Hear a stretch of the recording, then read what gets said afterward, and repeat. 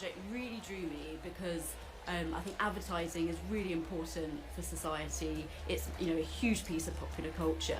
And I felt that really the women's voices have not been told in the past. It's really important for us to look back in order to look forward. Oh, we've come a long way, ain't we? The kind of chauvinism and attitude and approach to advertising. Train your wife. Gosh. I sort of recognise the world that it came from. Women have in a way found their voice in an industry, and therefore you start seeing that in culture in the world. Advertising could do something beyond just selling a product. Being able to be seen in something is just like, oh, someone thought about me too. I exist as well. We wanted to ensure there's a record of the impact that the women that have come before us have made on this industry.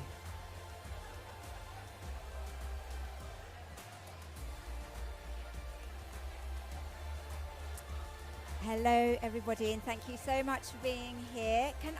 I saw that show of hands, and there was a lot of people here who have not yet watched the Mad Women documentary. So can I just give it a plug first of all? It's on Channel 4 at the moment, inspired by the 100th anniversary of Women in Advertising and Communications Leadership. It's an absolutely brilliant watch for anyone who works in marketing and advertising, and you just get to meet some incredible pioneering women who we should all know more about. So do give it a watch if you can. If you get nothing else out of this session, go home and watch Mad Women. But what we'd like to do today is just talk about a couple of things, about how far we have come. As Tajana, who couldn't be here today, she sends her love and apologies, but as she said, we've come a long way. We know that we've still got a little way to go as well, but we're first of all going to talk a little bit about how far we have come and what we can learn from the incredible women who have blazed a trail and pioneered ahead of us. I'm lucky enough to have 4 of these women here. So my first question to each of you, and Carol, I'm going to start with you, is what was your experience of being a woman in advertising like, that we can admire what you've been through and that we can learn from? Well, you know, it wasn't a war experience, but it was when I started in advertising, which was 1980, so I'm pretty old. It was a very different environment, where the biggest difference I think is that today people feel they have a voice to express what's really going on in their heads, or I hope they do.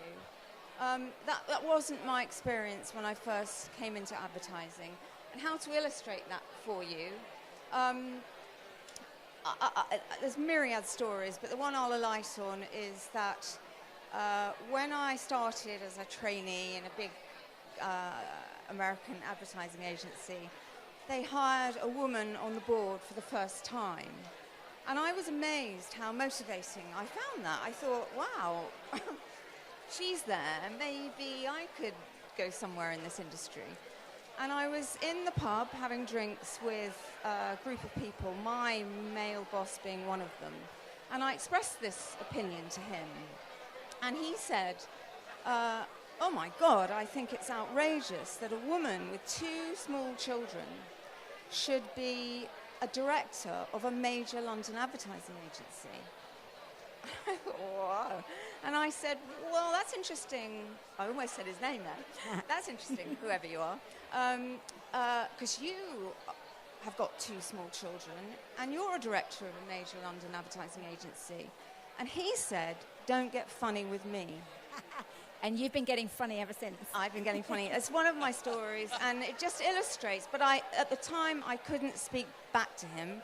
I just, okay. And there's so much, I mean, we could talk about all of this forever. There's so much to unpack there. I think one of the things that's so fascinating as well is that sense of seeing people who forged the path ahead of you and feeling seen. And that's something I think that's important for so many of us, not just for women, I'm going to say. Joe, you started out in a very male-dominated, quite traditionally macho field of corporate finance. I did, yeah. Didn't you? So tell us about your experience. So I started out in banking. Don't judge me for that, by the way. And it was, I guess, similar to what this industry has gone through as well. You know, I think the conversations that we now have in the workplace that are kind of second nature back then just weren't even talked about. As a woman, you were told you have to look a certain way, dress a certain way, act a certain way to be successful. And I think if you weren't in that mold, you were aggressive or bossy or too ambitious. And so when you're, I was in my sort of early 20s and you're being told those things, you suddenly think, oh God, I should change, or I should wear this particular outfit. And I think one of the things that I'm really proud of nowadays is those conversations are much, much, much fewer and further between. And actually, we call them out. Recently, someone said to me, we don't wear trainers here. And I said, well, I do, so I'm really sorry about that. So I think we've created a path to have a much more different conversation than I think the ones back then. Absolutely, and again, I think that's so important for the diversity of women that we see now is super important. Interestingly as well, there's some great data around the more diverse in gender terms an organisation is at the highest level, the more diversity work gets done anyway, because women tend to take on disproportionate amounts of that. But I think, again, everything we can learn from this is that sense of not judging and not expecting people to pass and have that monoculture and that kind of you can be part of our gang, but only if you pretend to be like us. Jess, tell me about your experience, because you kind of started out in the heyday of girl power, didn't you? Yeah, and rather than kind of having to wear suits, we were allowed to wear pretty much what we wanted, which was great. I started at TBWA just as they'd done the Wonder Bra ad, which was featuring Ava Herzegova, a supermodel, with her beautiful breasts kind of firmly on display in a big poster site. And this at the time was sort of presented as something that was incredibly empowered, and it was part of a girl power movement. And I think the interesting thing for me is reflecting back on that now, that it was just about another form of the male gaze, and actually that whole kind of sense that actually it was just another form of male culture that we were having to conform to, which was dressed up and presented as something that was very empowered. But in reality, when I now look back on it, it feels quite different. It's so interesting, isn't it? That's the era of the ladette as well. And then looking at a lot of you here, you probably weren't even born at the time, but it was very much a rule that said, of course girls can play as well. You can be part of our gang as long as you behave like one of the lads or be really sexy and see that as a joke. And I think it's just really interesting again to go, my goodness, we have come a long way since those days. Daryl, tell us one of your stories. What can we learn from you about your experience? Oh, I don't know about learning anything really. I think I was, kind of came to the forefront, I suppose, of leading stuff in the 90s. And at that time, there was a lot of discourse around women can't do this, women can't run a car account, women can't run a beer account in the ad industry. And that was, very openly discussed. I actually had a job withdrawn because I was offered the job, and then the next day they rang me and said, we can't offer you the job now because the client's a misogynist and it won't work. It was so open. I think that now when you say that, you go, really? Wow, did that actually happen?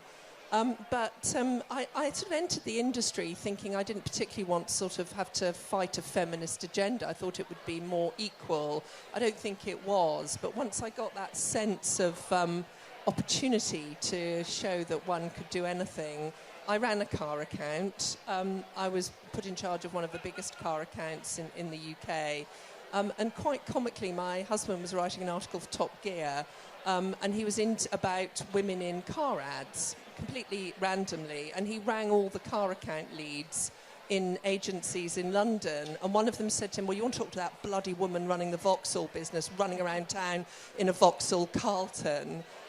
He didn't quite have the guts to say, well, I do that already, I'm married to her. But anyway, that was the sort of mood at the time, that if you had the temerity to to step up and match the guys, then, you were a bloody woman running around town. I quite don't mind that. And then I ran another car account as well, around the Ford account. So, what did I learn? I don't know. Don't let the bastards grind you down, I think. Love it. So it's easy, and I don't know about you guys, I'm always inspired by people who've gone before us, particularly anyone who's faced all manner of struggles, to kind of go, look at those pioneering people, just give them the respect that they deserve, and also go, there's so much we can learn from them. So thank you all. I think the other thing, though, that I want to talk about is what needs to happen next. And there's really interesting kind of narratives that are dominating and emerging at the moment. One is a quite understandable sense that, well, we've come so far that it must all be pretty much sorted, and in fact hasn't even not gone too far the other way, and sometimes it's kind of very difficult to be a middle-aged, straight, cis, white man these days, because it feels like the world is changing and people say the future is female, and there's a lot of very understandable, I think, anxiety. When you look at the data, you can see actually we've got quite a long way to go still before we do get to equality. Particularly, not all women are equal. Some are more equal than others, and there's a lot further to go. And interestingly as well, we see evidence of a bit of a backlash. One of the bits of data I find most alarming, particularly as a mother of two girls in their 20s, is that when you look at men in their 20s, they're more likely than men of my generation to say attempts to counter misogyny have gone too far now. And men who stay home and look after their kids aren't real men. They're more likely to say that than men of my generation. So this sense that it will just take care of itself, or we're pretty much there, the data doesn't support that. So I'd love to just spend a minute, again, we could talk about this all day, but on the time that we've got, to go, what is the change that we would like to see going forward? And Jess, I'm going to start with you. I think one of the really interesting things that has happened, and I'm sure you've all experienced it, is that we've got much better at sort of recognising that we need to represent the world around us. And certainly I run an advertising agency, and one of the things that we're very conscious of is in terms of the casting that we do, in terms of what we represent, being kind of very mindful of that, and the fact that we want it to be more representative of the population, which is a huge change from where I was. And clients are largely on board with that. But I think one of the things that I would observe is that there's a really big difference between sort of being aware of it and setting quotas and kind of having it on your agenda, and actually the sort of intuitive nature of actually, if you have, we've just shot an ad with an amazing woman who is a woman of colour, and the way in which she represented the world was so much more sort of representative than kind of the setting of the quotas. And I think kind of actually it's only when we start to get people in leadership positions, people behind the camera, people who are actually presenting the world in all of its diversities, who are creating the things that we see around us, that we're going to see real change. So, and you mentioned the male gaze earlier as well, and I'm aware this all sounds very aggressive. To the men in the audience, thank you for sticking around. I've been researching and writing a book called No More Menemies, Getting Past the Fear and Frustration of the Gender Wars. I know it can feel like you're being attacked. I just want to let you all know that it's absolutely not about that, and thank you for being here. But I think that sense of kind of having one point of view, the people behind the camera, still people in the creative ideas are still disproportionately kind of maybe come with one particular view of the world, and when you consider that 80% of consumer purchase decisions are made by women, it sort of feels like it doesn't make that much business sense to be doing that. So that's a really interesting change. Jo, what about you? What change would you like to see? Look, I think it's, I have this conversation at work all the time, and lots of people turn around and say, oh, you know, our work here is done. You know, we've got a huge DE&I agenda to address. The gender one's sort of done. And I'm like, it is not. It is so far from being done.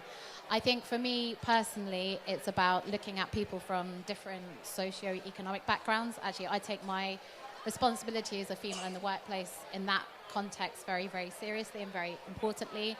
I don't come from, a single parent family, state school, not a lot, have worked very, very hard. And I want to be able to encourage other people from those types of backgrounds, women especially, to be able to, enter the same conversation. I think the only way we're going to do that actually as leaders of organisations is being a bit more vulnerable, a bit more open about it, and keeping the conversation going. I think to your point that you just referenced about men in the audience, I think also as women, we have a responsibility to keep that dialogue open. I spend a lot of time talking to my male colleagues about it and saying, look, I need you on board with this. I can't do this by myself. You make up way more than 50% of the organisation, no matter how hard we're trying to push it. And so we need to all work on it together. I think that kind of socio-economic point and the kind of, we've got to take everybody on this journey with us, otherwise we won't be able to win this ourselves. Absolutely. And there's so much, it makes better business as well as being better for society, better for every individual. So there's kind of no reason not to, I guess, except the fear and the misunderstanding and the biases and the way things have always been. Daryl, talk to us. What do you want to see change? Picking up on your point, actually, I think it is all about inclusive leadership, and I think we should teach it. And I think you need diverse teams in terms of their composition. I think you need men and women in those teams, and you need diverse skills, diverse backgrounds. And somebody recently at a panel event said something which I think is quite pithy, and it is about diversity is not about being nice. And I worry if we all get terribly careful around the topic, we won't encourage people to bring stuff into the room when anything is discussed. And if you have diversity, if you're talking about anything meaningful, then there's going to be some dissent. And I think that inclusive leadership is about being able to have whatever you're doing, to listen to, accept and value all points of view and contributions, and then drive everybody to a decision and take action. And I think if we're not careful, what I don't want to see is everybody sort of pretending everything's fine and not saying anything. What I do want to see is a bunch of different people with a brilliant goal and a brilliant leader and getting at it in a meeting, and bringing everybody's self and contribution to the table. That's what I'd really like to see. So, the person who said diversity isn't about being nice, I think it's about the best quality of leadership that can make that happen. And that is why diverse businesses perform better, because they have that inclusive leadership as opposed to, a box-ticking exercise around what quotas you have. So that's what I'd like to see. Yeah, it's so interesting, isn't it? And when we've all talked about this, and I think back to your point earlier as well, Jo, that sense of the monoculture of particularly Adland, and I think sometimes within the marketing industry more broadly it can be the case as well, that sense of you can be one of us, but we all know what we're like and we all know how we behave, and we all kind of behave in the same way. And that's like the opposite of the success that diversity brings, as well as being really damaging for the people who are not being able to show up as themselves. And I think it's fascinating, again, to go, how do we build curiosity and compassion so we have kind of environments of trust where people can be themselves, they can bring those diverse experiences right there into the room, those different points of view, and show up with them, be respected, and have other people kind of have us all learn from each other and learn together. Carol, what change would you like to see? Change I'd like to see, it kind of builds on what my colleagues up here have all been saying, is I'd like to see us able to ask for things that sound impossible, for big change. Somebody said to me in the job I was doing, the last job I was doing, what if the whole business world were to work term time? And I thought, oh my God, that sounds impossible and ridiculous. But, it's like bringing the creative thinking that a lot of us in the creative jobs bring to business problems to this issue, and sort of asking and going large on it. That's what I'd like. And in my own personal life, I do have an example of that, where I went for a job, a chief executive role, and I couldn't believe I did it. When the words came out of my mouth, I thought the sky was going to fall in. But I asked, because I had small children, and I asked for a 3-day week. And I sort of waited, and they didn't go all strange on me. They kind of said, well, why and how, and I explained it because I'd prepped it, and I got a 3-day week, and I got the same package because I pointed out that I had responsibility for this organisation. So unless I was going to share that, I didn't want to take a lesser package. And they're the same kind of thing. Just, I'd like to see people asking for the impossible, because that way we'll get further down the road. It's so interesting. There's all that, again, I don't know how many of you have seen the experiments that have gone on, and there's been the data come back from the UK and from Australia recently on the whole 4-day week thing that shows what I think anyone who's ever worked 4 days to particularly look after kids, you do even more in 4 days than you used to do in 5, because you've learned how to prioritise. But I think it's fascinating to go, how might we do things differently? Some of those companies that have, they give parental leave to dads as well as mums and anyone of any gender. It's just fascinating to go, how big and bold an idea that is, that has all kinds of positive impacts. I think we've got a couple of minutes left. We're not being shouted at. We've got 1 minute left. I thought I'd try and push it then. Can I just do a super quick, like, to end from any of you, like, why does this matter though as well? We all clearly passionately believe that it does. Why do you think? Carol, I'm going to...